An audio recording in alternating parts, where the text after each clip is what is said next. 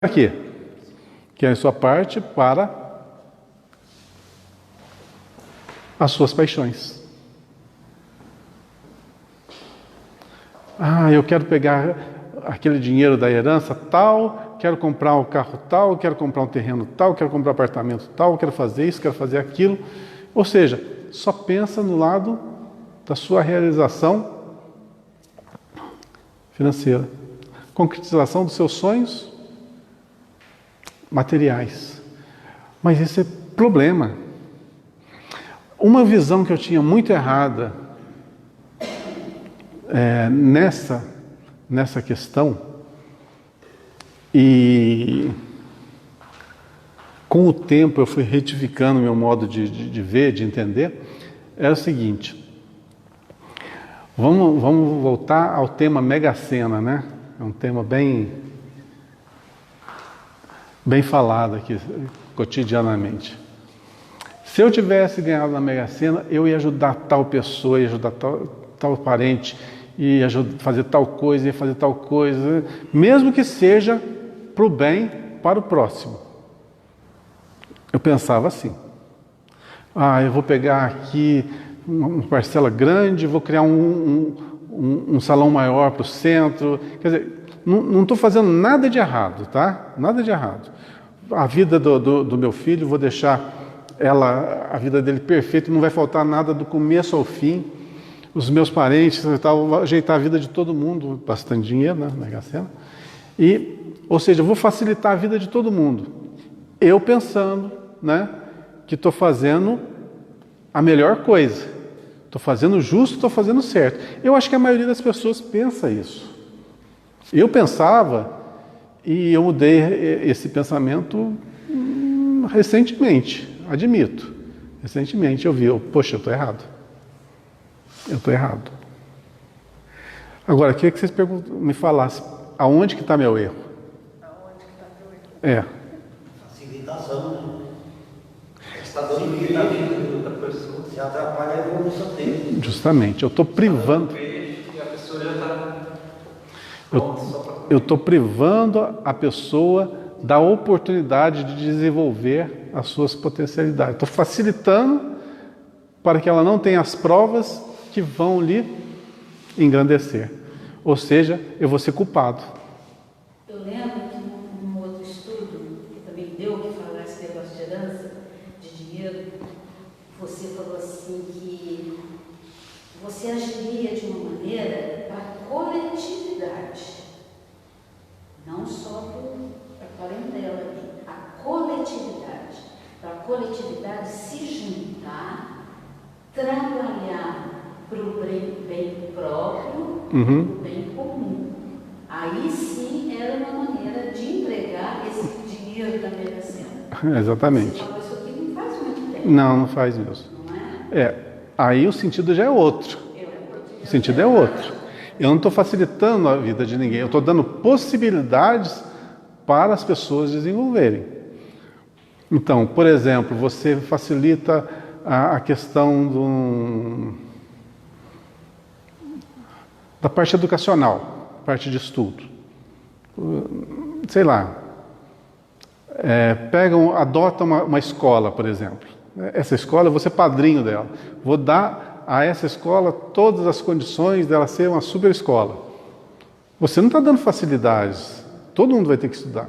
Então você vai criar um ambiente propício para o maior desenvolvimento ainda das pessoas.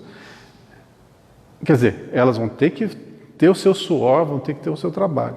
O problema é quando você dá tudo de mão beijada. Não, você não precisa estudar mais não, você não precisa trabalhar, pega esse dinheiro, põe a juros e vive o resto da vida sossegado.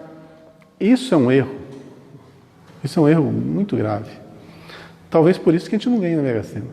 Tem um ditado que falaram que assim, vô rico, pai nobre e filho pobre.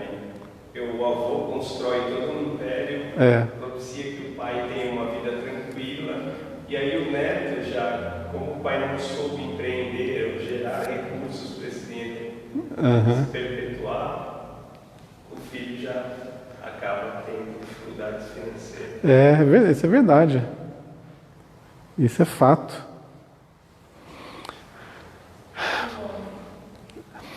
O homem está sempre decidido a conquistar o mundo, mas nunca disposto a conquistar-se para uma esfera mais elevada. Nesse falso conceito, subverte a ordem nas oportunidades de cada dia. Se Deus lhe concede bastante saúde física, costuma usá-la na aquisição da doença destruidora.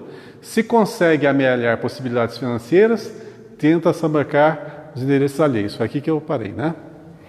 O Mestre Divino não recomendou que a alma humana deva movimentar-se despida de objetivos e aspirações de ganho. Até o que eu falei, né?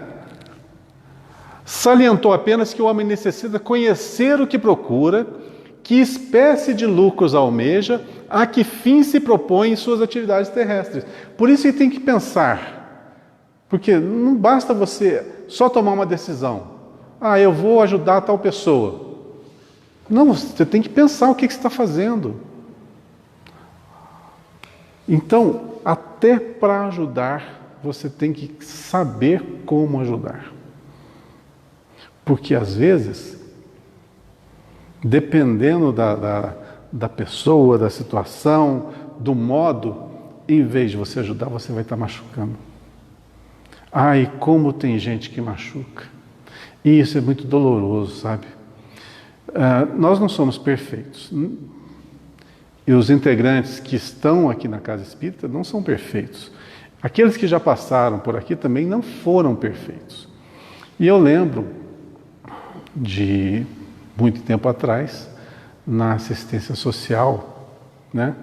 Minha mãe tomava sempre um grande cuidado de doar sem magoar as pessoas, porque é humilhante demais você precisar de ajuda do próximo.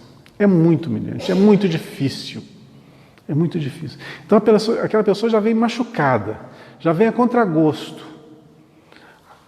Quando a pessoa já é sem vergonha, entre aspas, tá? Sem vergonha, entre aspas. Sem vergonha, ela nem liga. Mas aquela pessoa que realmente tem seus princípios, tem a sua honra, para ela aceitar uma ajuda é muito doloroso. E muitas vezes pede ajuda, não para si, mas porque tem os filhos, tem os pais, tem esposa, tem marido, tem pessoas ali que necessitam. Então ela tem que passar por esse processo. Então se a pessoa já está num processo difícil e aquele que está doando, repartindo, não trata da maneira mais cordata, e às vezes é de uma maneira até um pouco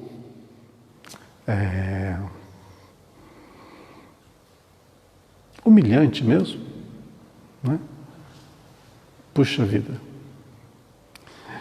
é muito complicado mesmo. Então, até para lidar na assistência social tem que ter muito cuidado, tem que ter muito carinho, tem que ter muito respeito. Porque não é que a pessoa está numa condição mais simplória, necessitada, que a gente é melhor que ela. De jeito nenhum. Então, colocar-se na altura do próximo, nem abaixo nem acima.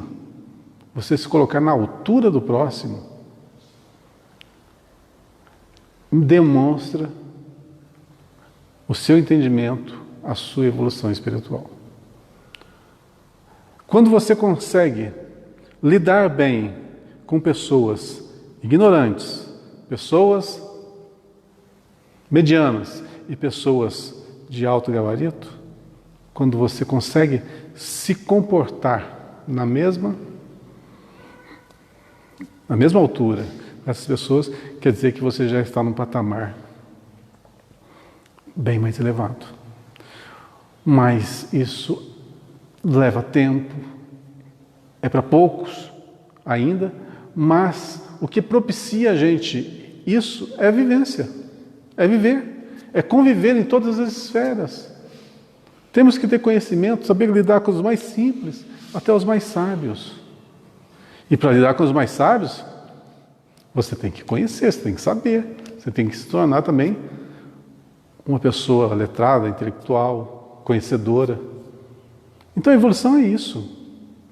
Você trabalha, por isso que eu falo, trabalha os dois alicerces básicos, que é o intelecto, conhecimento de tudo. Desde a coisa mais simples à coisa mais avançada. E a parte moral, que te equivale a todos os seres da criação. Todos. Oi? Eu penso nessa frase, o mestre divino, é esse parágrafo aí. Ah. Eu penso assim, que quando ele coloca essa situação, nessa colocação, também a gente pode recordar uma coisa bem coletiva, né? Em termos sociais, que a sociedade, não individualmente, mas a sociedade como um todo, né, a coletividade, que deveria, né, a alma da sociedade, no sentido de ter justiça social, de ter distribuição de renda de forma adequada para todo mundo, que a sociedade como um todo, não no aspecto só individual, mas que as pessoas, o ser humano, ele tivesse o objetivo dele, né, como consciência coletiva, fosse de distribuição de renda mesmo, onde a gente pudesse viver em sociedades que a gente pudesse distribuir melhor os ganhos. Eu penso assim, porque se a gente fosse pensar de uma forma individual, a gente vai sempre ser limitado, nunca vai conseguir atingir uma consciência evolutiva da sociedade. Porque a gente não desenvolve esse Olha, olhar coletivo. Teoricamente, o que você falou é muito bonito, mas na prática não funciona. Mas a gente tem que objetivar essa consciência coletiva, né? Olha só, De sociedade. eu entendi. Seja... Não, eu entendi. Isso que você falou é que a maioria das pessoas pensam. A maioria das pessoas pensam. Querem, na realidade não é que pensam, querem esse mundo perfeito, né? Que as pessoas sejam iguais. Isso não vai acontecer. Vamos supor só o seguinte, faz de conta, vamos entrar no mundo e faz de conta de novo. Faz de conta que Jesus desceu aqui na Terra de novo, agora como soberano, o governador mesmo do planeta, e falou assim, ó, eu vim aqui para estabelecer que todos são iguais, em todos os sentidos, e distribuir todas as rendas, todas as riquezas do planeta em iguais partes para todo mundo. Igualou todo mundo. Todos. Então todos têm todas as possibilidades, todos vão ter os mesmos poderes, tá? E Jesus igualou e depois voltou e deixou aqui para que nós tomássemos conta. O que vai acontecer? Nós somos todos diferentes um do outro. Tem pessoas mais inteligentes, tem pessoas menos inteligentes. Tem pessoas hiperativas, tem pessoas hiperociosas. Aí vai começar então a desconstrução desse mundo ideal a partir do primeiro segundo. Então aquele ocioso vai falar assim, opa, eu tenho esses bens aqui. Se eu pegar e vender isso aqui, eu vou poder fazer isso, isso e isso. Ele pega, ele tem total poder de fazer o que ele quiser, ele pega uma parte dos bens dele, vende, estou só fazendo uma alegoria, tá? Uma coisa bem simplória. Vende, pega aquele dinheiro, aqui dá para comprar muita cerveja. Muita cerveja, muito churrasco. E cerveja, churrasco, festa, cerveja, churrasco. Aquela parte que ele amealhou, ele gastou tudo com aquilo que ele queria. Mas não é uma pessoa ociosa, não gosta de trabalhar, não gosta de agir. O que vai acontecer? Tudo que ele teve, ele gastou, e vai chegar uma hora que ele vai ficar sem. O outro, aquele que já tem um pouco mais de intelecto, gosta mais de dinheiro, sabe que aquele lá vai comprar, opa, vou fabricar para ele e vou vender para ele. Então vou ganhar um lucro. Aquele dinheiro que eu tinha, eu dobro. Então esse dobrou, esse aqui diminuiu. Por que eu estou falando isso? Porque cada uma das pessoas são diferentes. Isso não vai acontecer nunca. Concordo, nunca vai acontecer. equilibradas do que outras. Só vai acontecer por mérito. Mas, poxa, você pega um país bem desenvolvido, pega os países europeus, são mais desenvolvidos que a gente aqui. E você acha por que eles são mais desenvolvidos? Por quê? Por mérito.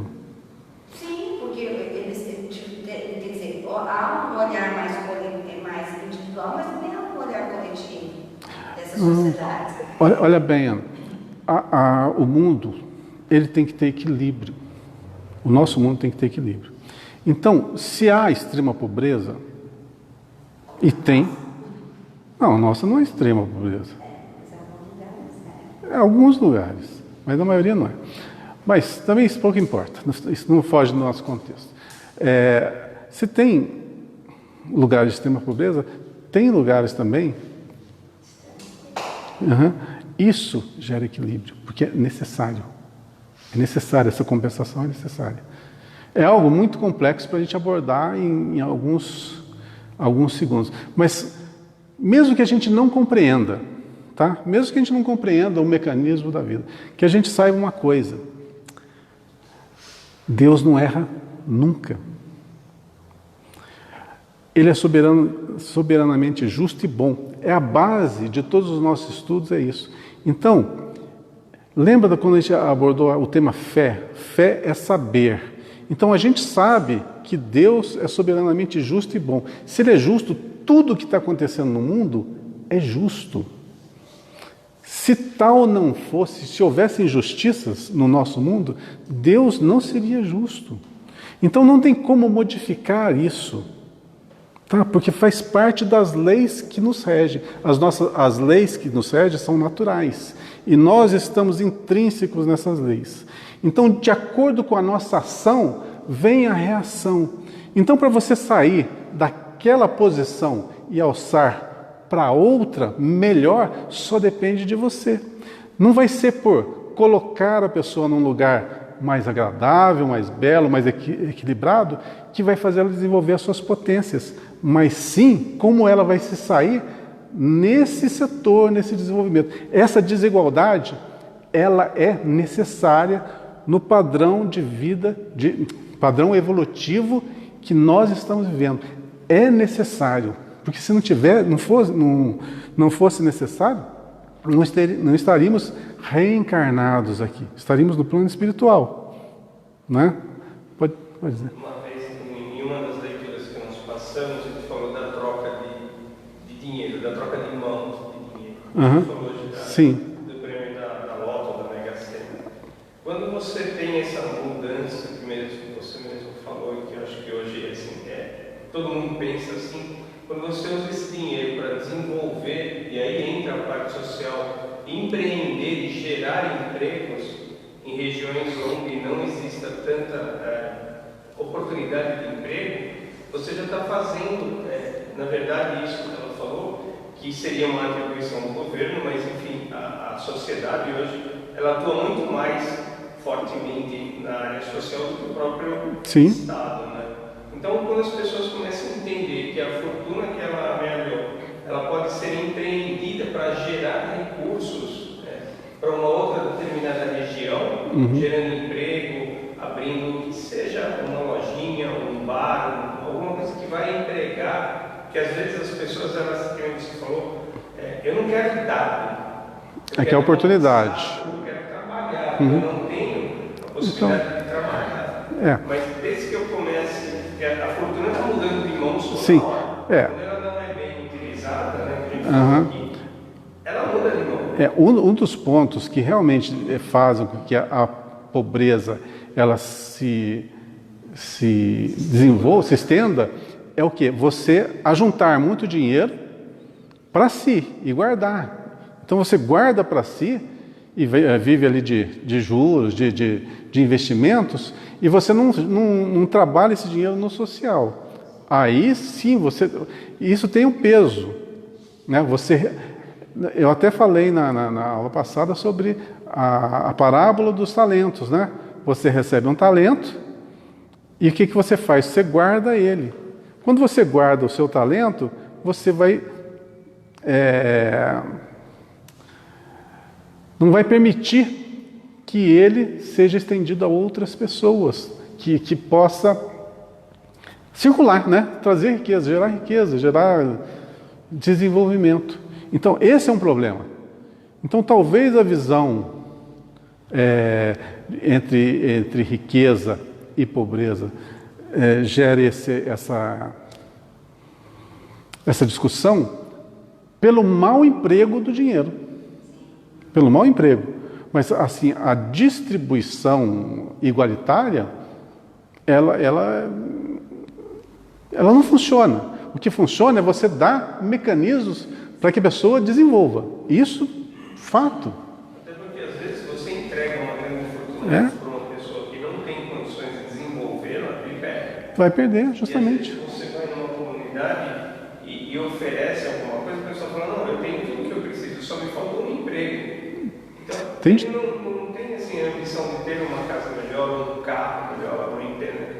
Não, ele quer um trabalho para manter ali o padrão de vida Não dele. necessariamente as pessoas precisam ter o padrão alto, né? Elas precisam ter Uma condição de Não necessariamente precisa ser rico. Nós estamos levando a discussão para o âmbito material. Sim.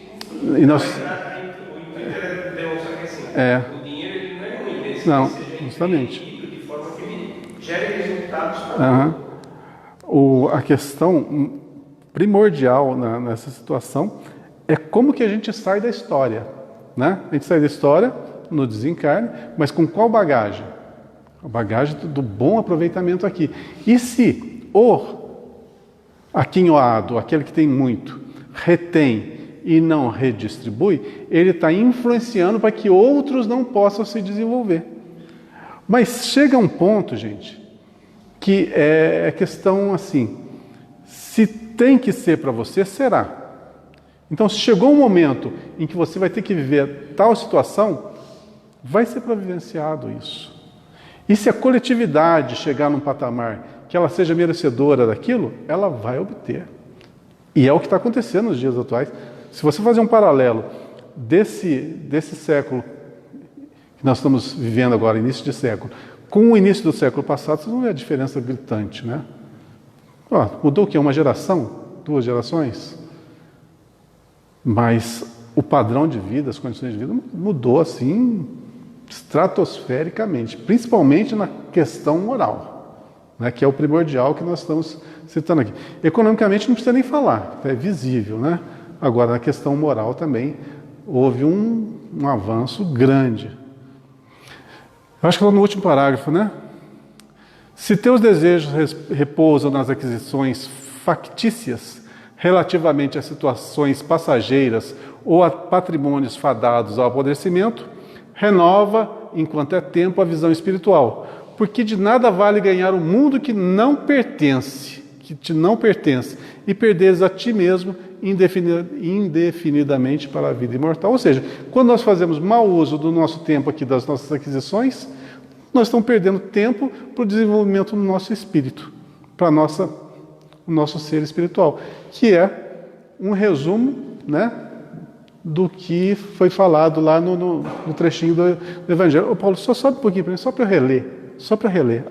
Não, sobe para mim o texto, só para eu reler. Só seta para cima.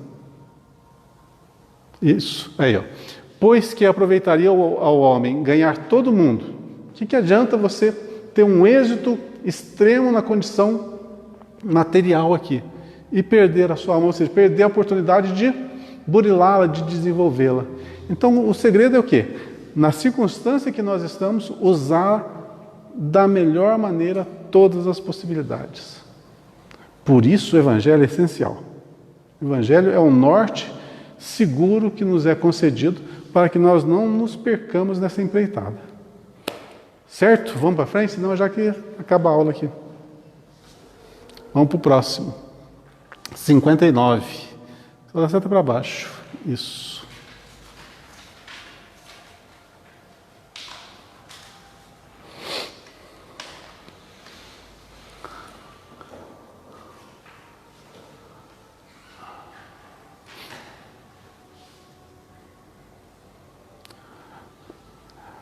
O tema 59, os amados. Palavra de Paulo aos Hebreus, capítulo 6, versículo 9.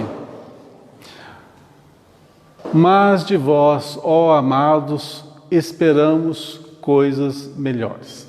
Vamos lembrar o contexto dessa frase. Frase de Paulo. Carta de Paulo aos Hebreus. Paulo estava logicamente longe dessa comunidade, escreveu as cartas que foram endereçadas a elas. E lá, ele estava dizendo à comunidade hebreia, mas de vós, de todos que estão ali, seus amados, né? Esperamos coisas melhores. Aqui é um sentido de alerta, ok? O que nós vamos pegar desse texto? Vocês que são eleitos do nosso coração, amigos, parte integrante da sociedade, né? Esperamos coisas melhores, ou seja, algum desvio devia estar acontecendo naquela comunidade e Paulo dá esse sinal de alerta a eles. Vamos ver o que o Emmanuel nos diz a respeito e depois a gente comenta. Comenta-se com amargura o progresso aparente dos ímpios. Comenta-se com amargura o progresso aparente dos ímpios. Vamos entender a frase, né? O que são ímpios? Desprezo pela religião, eu marquei aqui, desprezo pela religião, não tem fé. Então, é aquelas pessoas, obrigado, aquelas pessoas que estão ali destoando, né? Destoando da finalidade. Essas pessoas que estão destoando do cristianismo, olha, comenta-se com amargura, com pesar, o progresso desta visão, né? E é aparente, né? É aparente. É aparente. Admira-se o crente da boa posição dos homens que desconhecem o escrúpulo, muita vez altamente colocados da esfera financeira. Lá vem o dinheiro de novo. Admira-se o crente da boa posição. Até os dias atuais, eu acho que essa questão posição financeira dá um status às pessoas, mesmo que elas sejam ignorantes. Eu trabalhei em algumas empresas, já tive contato com alguns empresários e pela posição que eu ocupava, sempre tive um contato mais direto com eles. Então conhecia as pessoas, conhecia como que elas pensavam, como elas falavam, como que agiam. E olha só, o que eu notei de mais assustador? Que elas têm os mesmos defeitos que nós. Ou às vezes muito mais. Não tem nada de diferente. A única coisa diferente é a questão financeira. Só que todo mundo bajula. Todo mundo bajula. Todo mundo respeita, não a pessoa, o dinheiro. As possibilidades. Ou tem medo do que eles possam fazer. No caso de uma empresa, dono pode demitir, né? Pode admoestar. Então, na sociedade ainda se admira-se o crente da boa posição dos homens que desconhecem o escrúpulo. Admira-se o crente da boa posição dos homens que desconhecem o escrúpulo, muitas vezes altamente colocados na esfera financeira. Ou seja, é um desvio de princípios aí, né? Muitos perguntam, onde está o Senhor que lhes não viu os processos escusos? Tá uma perguntinha que muita gente faz. Aquela pessoa que chegou a uma determinada posição financeira, abastada, e que faz o que dá na telha, de coisa errada. E a gente pergunta, por que Deus permite que uma pessoa tão ruim como essa ocupe uma posição de status tão elevado? Sabe, na teoria, gente, a gente não consegue avaliar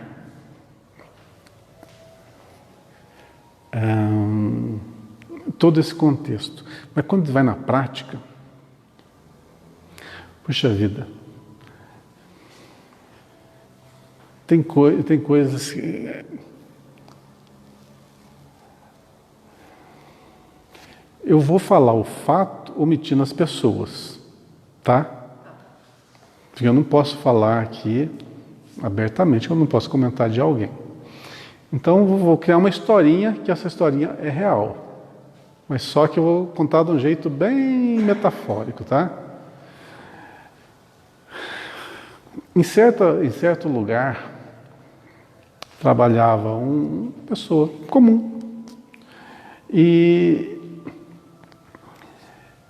nesse local trabalhavam centenas de pessoas. Dessas centenas de pessoas, das mais variadas idades, desde pessoas com 14 anos de idade até 60, 70 anos de idade. E nesse local chegou um novo administrador, uma pessoa para tomar conta dessa empresa. E essa pessoa era meio desprovida de princípios. Aliás, não tinha muitos princípios, não. Era aquela que o dinheiro imperava. O dinheiro imperava, comprava tudo, chegava sempre no carrão, aquele carro maravilhoso, e sempre acompanhado de mulheres que não eram a sua esposa. Então, essa pessoa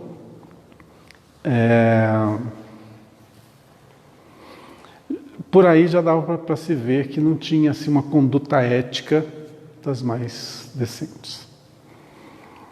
E nessa empresa tinha muitas mulheres que trabalhavam, e dentre elas algumas meninas,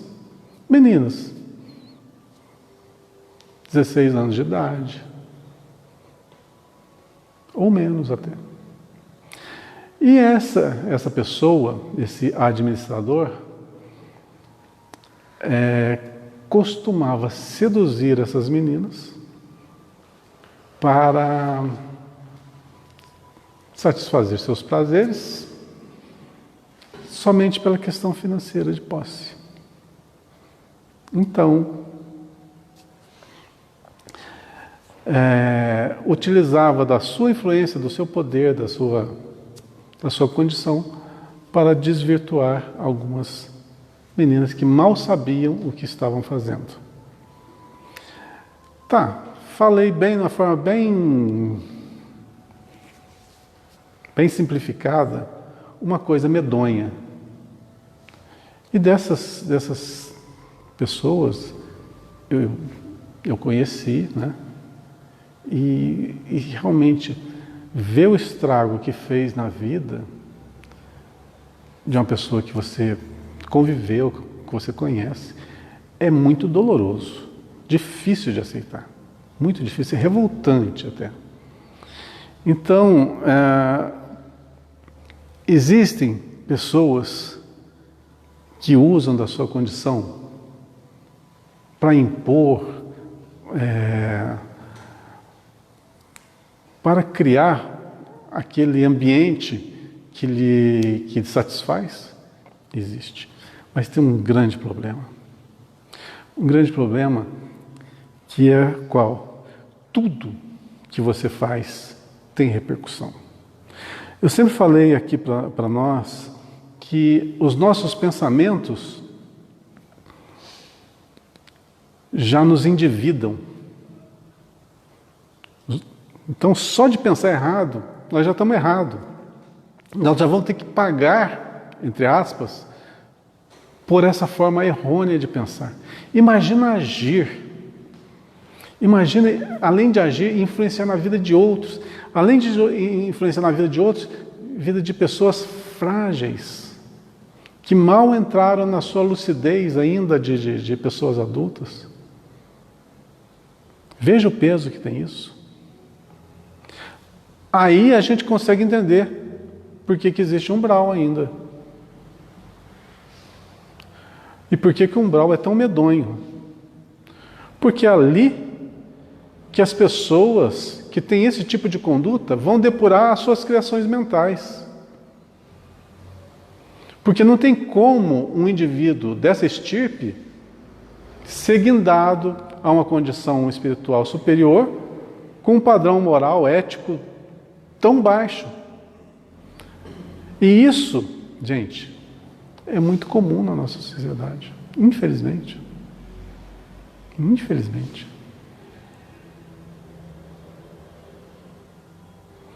Mas, pode falar.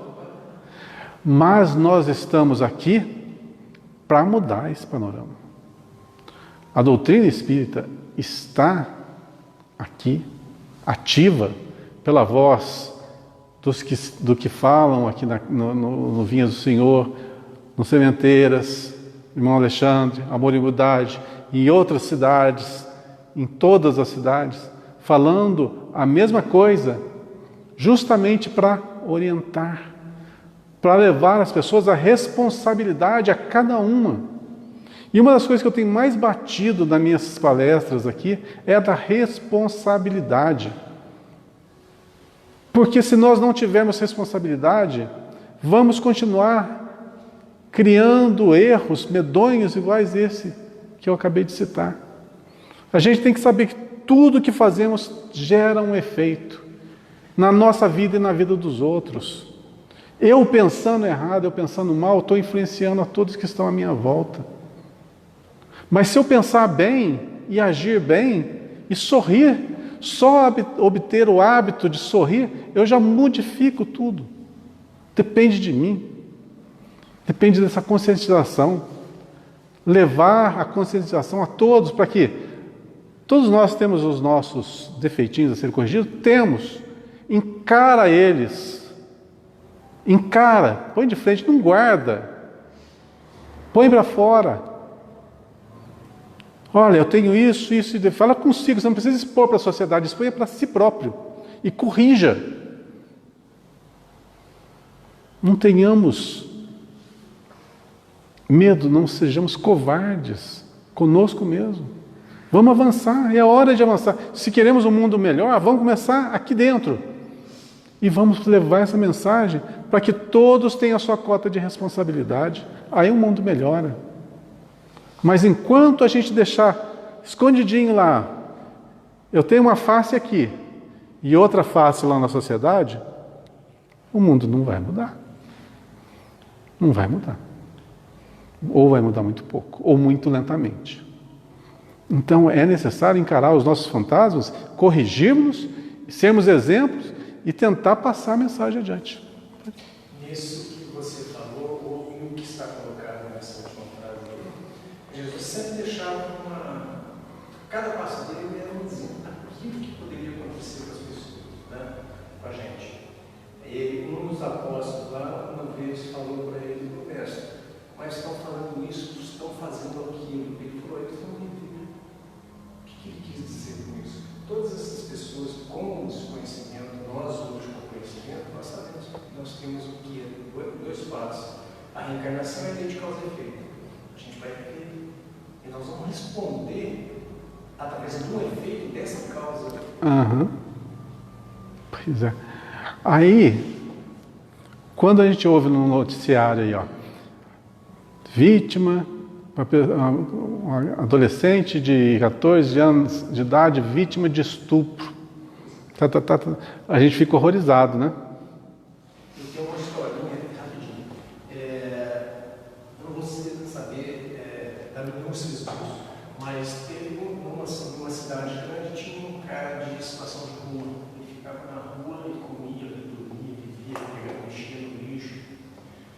Acho que foi do Jorge Larraia, contou essa história, palestrante. Aí um espírito deu uma ficha dele exatamente o que tinha acontecido. Ele tinha sido um grande político, ele usou mal o poder, tanto político e financeiro dele. Aquela rua que ele viveu a vida inteirinha catando lixo, vivendo da miséria dos outros, era o nome dele naquela reencarnação que ele teve. Por afinidade de débito, ele ficava ali. Eu acho que eu já ouvi essa. Eu já ouvi essa passagem. Ou uma similar a essa. Que uma pessoa que era morador de rua e todo mundo queria ajudá-lo, dava a ele um quartinho, um lugar para morar, ele não conseguia ficar lá e ia para a rua. Era dele, ele não conseguia. Eu acho que lá no seu subconsciente ele falava, não sou merecedor disso, eu tenho que passar, não sei como é que o mecanismo funciona, mas é mais ou menos assim, né? Então aquela encarnação dele, ele usou para quê? Para ressarcir o débito, é expiação mesmo. Fala, não, eu quero expiação, que eu quero livrar daquele débito medonho do passado. Se você olhar com os olhos, né, nossos normais, você vai ver uma situação, puxa, por que esse indivíduo não vai para frente? Por que ele está na rua? Por que não melhora? Mas ali é o ponto que ele tem que estar, é o lugar certo. Então, às vezes a gente quer que a sociedade esteja num patamar lá em cima, mas não, aquilo lá vai fazer mal para ele. Tem que vivenciar os problemas, nós ainda temos a necessidade desse mundo de expiação e provas. Então o mundo perfeito não é aqui, e vai demorar, embora nós estejamos entrando na fase do planeta de regeneração, isso vai mais de 1000 anos para melhorar um pouco, tá? Tem gente que quando fala, estamos entrando já numa fase de regeneração, vai ser uma maravilha o mundo. Não. Vai ser um mundo onde o número de pessoas boas será maior do que as pessoas ruins. Quer dizer que vai existir pessoas ruins ainda. Claro, isso aqui é um planeta escola. Aqui que se aprende. Então, é como se esse colégio deixou de ser escola primária e vai passar a ser segundo grau. Ginasial, não sei como é que fala hoje em dia. Tem outro nome, né? A gente ser velho é fogo, né? Se eu não me recordo, acho que foi você contar uma passagem de Francisco de Assis, em que ele tinha lá onde ele vivia, um dos aspirantes a vivenciar só que ele era namorador, né? Acho que foi. É do livro do Francisco de Assis. Ele não segue o seu caminho, no momento seu não era aquele. Não era aquele. Ele tinha enorme dificuldade. Tem 2 casos. Um que era, não sei se é o mesmo. Agora faz tempo que eu li o livro. Um era a pessoa que tinha que fazer o jejum, né? Ele estava jejuando e o cara não estava aguentando de fome. E o Francisco de Assis acorda de noite e ouve o choro dele, né? E vai até esse indivíduo e pergunta a ele o que está acontecendo. Aí ele fala da dificuldade em jejuar, que ele estava morrendo de fome. O que o Francisco de Assis foi? Foi para a cozinha, preparou uma refeição, um frango lá, alguma coisa, acho que era um frango, né? Trouxe para ele e comeram juntos os 2. Olha que lição! Ele não simplesmente levou até ele o alimento que ele estava precisando, que o seu aluno ali, seu discípulo estava precisando, mas para mostrar que são iguais, sentou com ele, desfez o jejum, para ele conseguiria numa boa, mas o outro não. E sentaram e compartilharam a refeição. Esse outro caso que eu falei é da pessoa que ela tinha uma dificuldade muito grande em manter o celibato, né? Então, o que o Francisco de Assis aconselhou? Vai, siga a sua vida. Não é o seu momento ainda. Então, como que você vai fazer uma coisa que você não está preparado? Não está preparado para aquilo. Vai chegar o seu momento. Mais ou menos, gente, é o que aconteceu com Judas. Se você pensar bem a história, ele não estava suficientemente preparado ainda para aquela missão. Logicamente, ele não precisava ter suicidado, lógico que não. Mas o seu livre-arbítrio foi respeitado, ele fez o que fez, teve seu tempo de reharmonização, até que ele concluísse o seu ajustamento com as leis. Então, as nossas escolhas, elas são respeitadas. Então, se a gente escolher mal, puxa vida, vai culpar quem? O mundo? A desigualdade? As pessoas que são ruins? As pessoas que são possessivas? Não. Tudo se encaixa. A lei é perfeitíssima. Só que, às vezes, a gente não aceita. Às vezes, dói, sabe? Dói. Quando você vê injustiça, dói. Quando você vê fome, dói. Quando você vê homicídio, dói. Né? É complicado você aceitar. Mas, aí, se você pegar, por exemplo, uma pessoa igual a esse empresário que eu falei, né? Faz de conta que passa essa encarnação, ele cai novamente na pele agora de uma menina, os seus 12, 13, 14 anos, e é violentada. Tem alguma relação as duas coisas? Lei de ação e reação?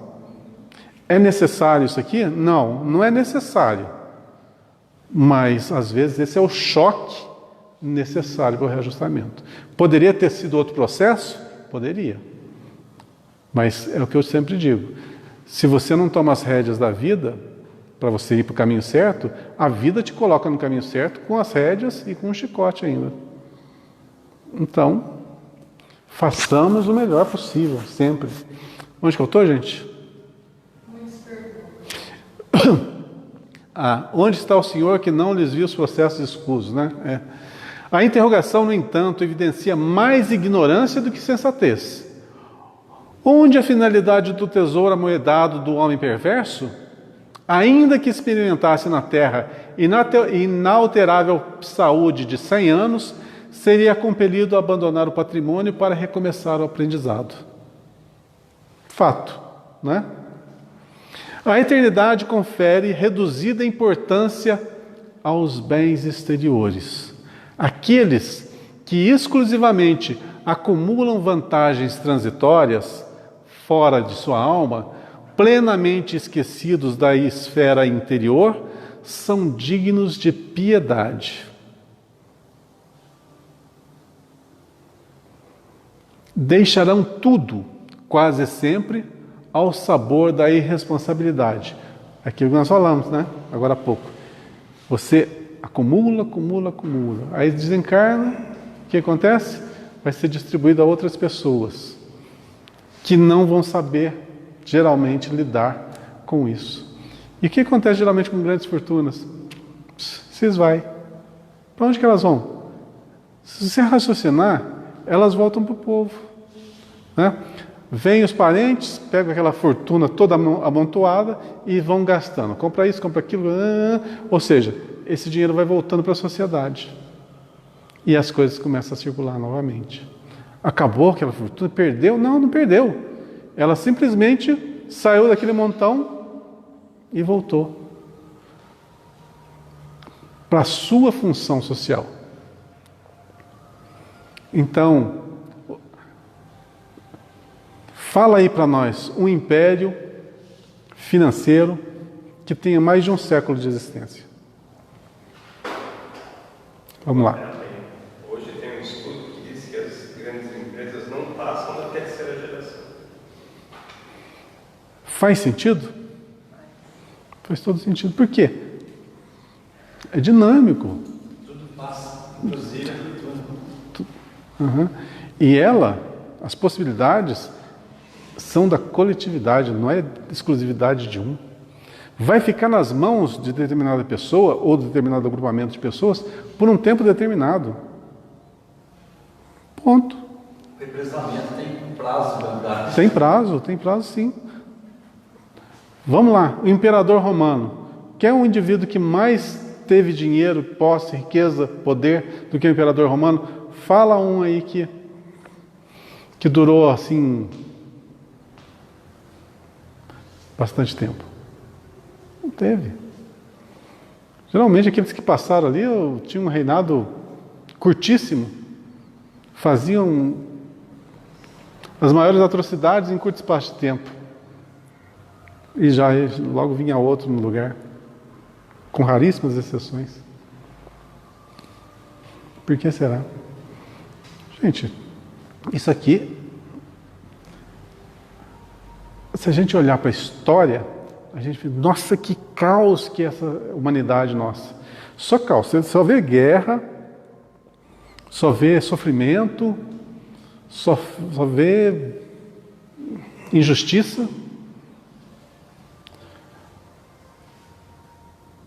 Porque são as coisas que são mais retratadas. Mas e as coisas boas? E as coisas... E os avanços? Será que na história da humanidade só coisa ruim que teve? Não. Está aí os romances, né? Históricos, que tem muita coisa ali retratada, que realmente são violentos, mas tem coisas lindíssimas também. Vocês leram o livro Renúncia? Leram o livro 50 anos depois? Esse eu vou ler. Leram há 2000 anos? Tem muita história triste lá, mas tem tanta coisa bonita. Qual que a gente vai primar? Pelos bons exemplos. Na nossa vida é a mesma coisa. Tem muita coisa maravilhosa que aconteceu e acontece conosco, mas tem muita coisa que arrancou lágrimas da gente, arrancou nosso coração, dilacerou. O que você escolhe? Guardar as coisas boas.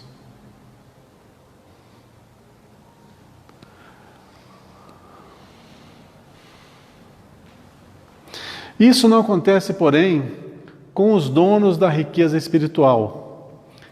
Constituindo os amados de Deus, sentem-se identificados com o Pai, em qualquer parte a que sejam conduzidos. Vou fazer um adendo aqui. Vou lembrar uma passagem que eu aprendi lá com Madre Teresa de Calcutá. Mas eu não vou contar não, porque eu não lembro também.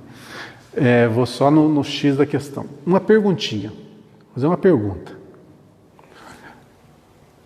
Nesse mundo que nós estamos, condição que nós estamos, tem como nós sermos felizes? Vamos lá, vamos fazer um plebiscito aqui. Quem que acha que dá para ser feliz, feliz mesmo, nesse mundo aqui? Eu acho. Só a Renata? 2, 3, 4, 5, 6? Uma felicidade com as limitações que a gente entende que é ser feliz. Essa felicidade que a gente acha. Então. O próprio livro fala que nós vemos provas e expiações em que a felicidade aqui ela é limitada, a gente desconhece muitas vezes a felicidade. Tá. Não é proposta, né? Então a gente tem que ter algo mais concreto, mais palpável. Então, Estado da consciência. Nós vamos filosofar, é bom, porque a gente consegue alcançar visões que a gente não tinha. Aqui a gente não está no mérito assim, de estipular a verdade absoluta. Nós estamos aqui para desenvolver o nosso pensamento. Então, vocês falaram que é possível. Eu concordo. Mas eu vou fazer aqui o papel do oposto.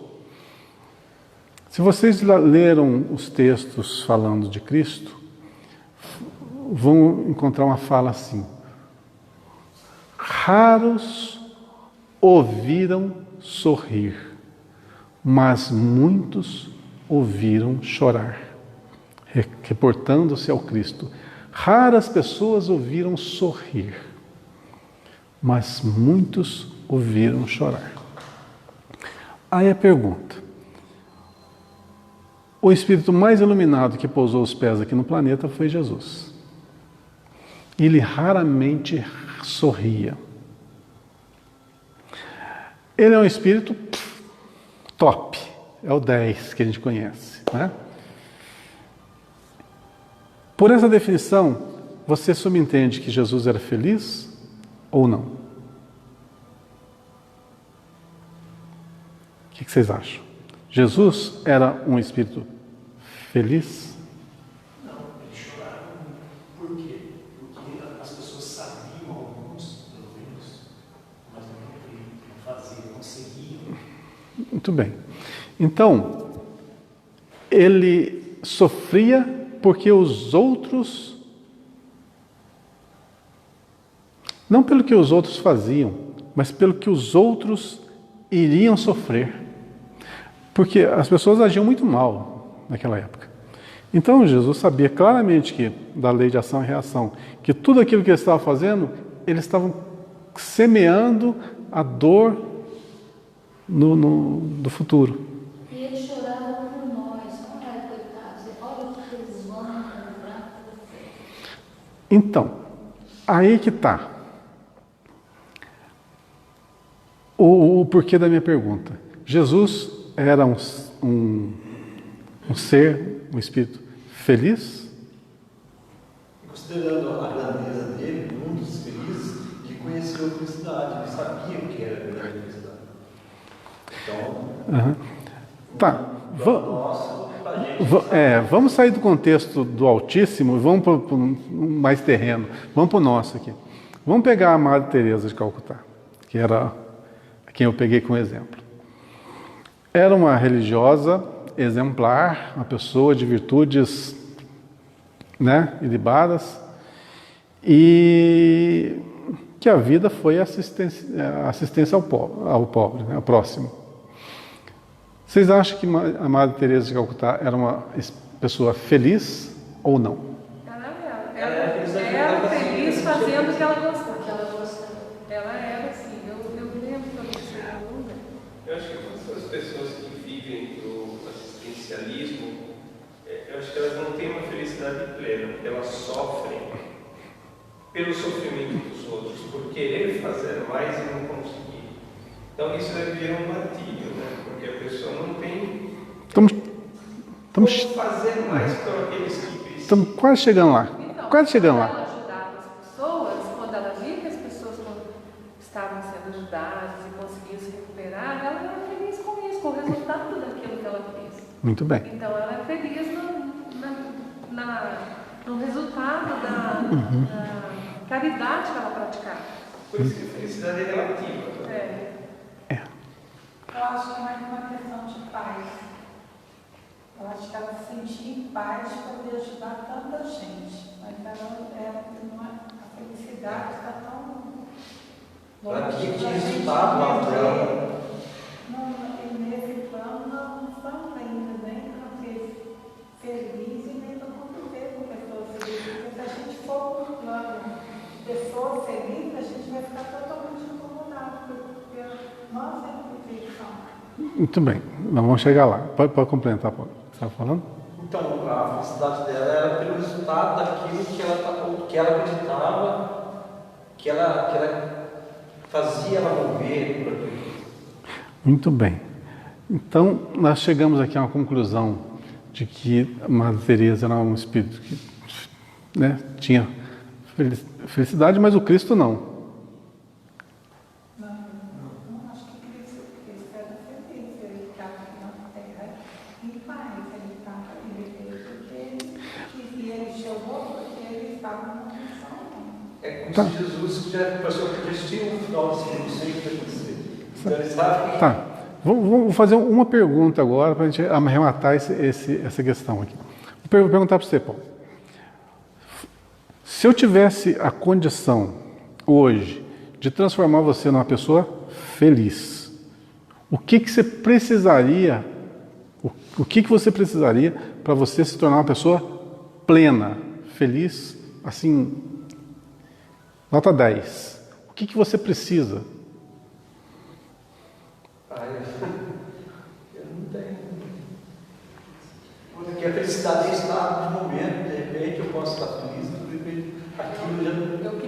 juntar meus débitos de vida passadas. Vou dar um exemplo, eu acho que não sei se vai sintetizar isso que a gente está querendo chegar. Bezerra de Menezes. Ele tinha já condições espirituais para estar em outro mundo. Maria falou, você pode, ele não quer ir lá atrás. Como que eu posso ser feliz em algum determinado lugar se tem pessoas que sofrem ainda? Eu quero ficar por aqui mesmo. Legal. Vou dar um outro exemplo. Livro Renúncia, Alcione. Eu ia falar dela. Saiu lá de Sírios. Veio para a Terra em plena Inquisição para resgatar o seu amor. E o mentor dela falou, cuidado. Pois é.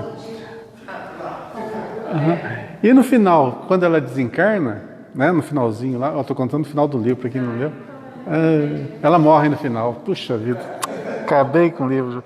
Que livro espírita que o pessoal não morre no final? Mas na Idade Média, puderam não ter morrido ainda. Então, no final... Aquele texto que a gente viu lá do Espírito que vai avaliando os atributos da alma, né, as virtudes, toda a ciência, todo o amor, tudo. Na hora que ele chega, aí ele volta lá onde é o mundo primitivo para poder trabalhar para ajudar. Né? O sofrimento vai estar lá, não vai ficar lá. Aí está o X da questão. Agora vamos traçar os paralelos.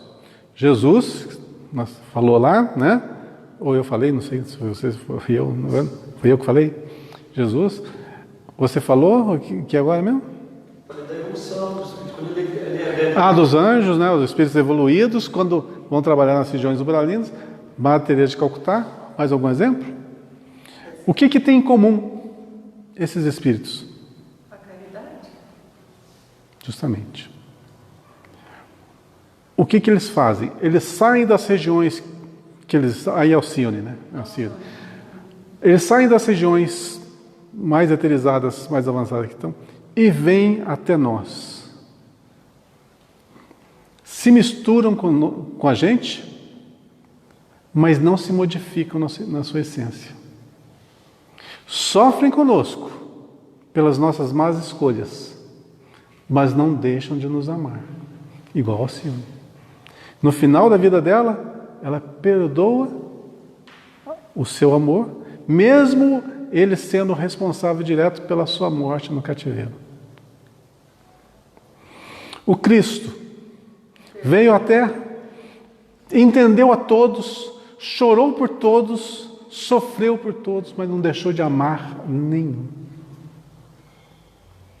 Os espíritos benfeitores, que já têm a condição tipo Bezerra de Menezes e outros tantos expoentes, que abandonam as esferas mais iluminadas para vir trabalhar conosco aqui embaixo, nesses umbrais, por amor a nós. Agora, a pergunta que eu fiz inicial: tem como ser feliz aqui nesse mundo? Eu fiz essa pergunta uma vez para um colega meu e falou: não tem. A felicidade é relativa.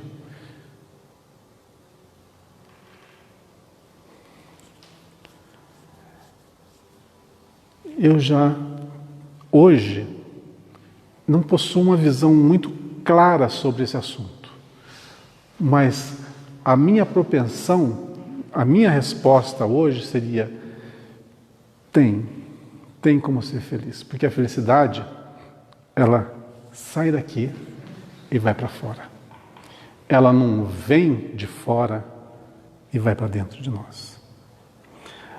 O espetáculo da vida, dos erros das pessoas, pode nos entristecer. Mas a gente tem que ser igual a fonte, que ela jorra para fora a água que alimenta. Ela não pode ser aquela água estagnada, aonde vem a sujeira e assenta, e aquela água se torna insalubre. Amor, felicidade, fé, evolução, trabalho, o nome que a gente dê para o nosso destino, tem que ser sempre pensado naquilo que nós podemos jorrar para o próximo. Pois se você jorra amor, você está ali, através dessa fonte, descedentando o próximo, lavando-os, curando-os, dando-lhes o alimento que necessitam. Então, se você é uma fonte, se você é um manancial, você produz alegria, você produz amor, você joga ali uma semente que vai germinar naquele coração sofrido, naquele corpo enfermo, naquele espírito enfermo. Você vai ser o remédio, você vai ser a cura, ou o enfermeiro, ou o ombro amigo, ou o companheiro, aquele que ouve, o confidente. Não importa em que posição estejamos, a gente vai estar sendo ativo no bem. E não tem como ser infeliz sendo ativo no bem. Porque se você deixar que a infelicidade adentre seu coração e contamine essa fonte, você vai se enfermar. Então você tem que ser maior que isso. Por isso, a evolução, ela nos prepara para esse tipo de trabalho. Não tem como hoje nós sermos uma Madre Teresa, sermos um Cristo, sermos um Bezerra, sermos uma Madre Teresa, sermos uma Maria Madalena, sermos um Pedro, um Tiago, um João Evangelista, um Francisco de Assis. Não tem como. Mas nós vamos passo a passo adquirindo todos esses caracteres para um dia nós sermos plenamente felizes. Não tem como se nós não pegarmos todas as nossas potências e colocarmos à disposição de toda a sociedade. Isso sim vai nos fazer felizes. Então, tem como ser feliz nesse mundo? Tem. Basta querermos. O mundo pode nos proporcionar dores e lágrimas? Proporcionou ao Cristo, proporcionou a Madre Teresa, ao Bezerra, a todos estes. Mas eles se contaminaram? A escolha é nossa. Gente, boa semana a todos. Que Deus abençoe. Semana que vem estaremos aí de volta. Que a gente pare, reflita muito sobre isso, pois esse é o sentido da nossa vida aqui.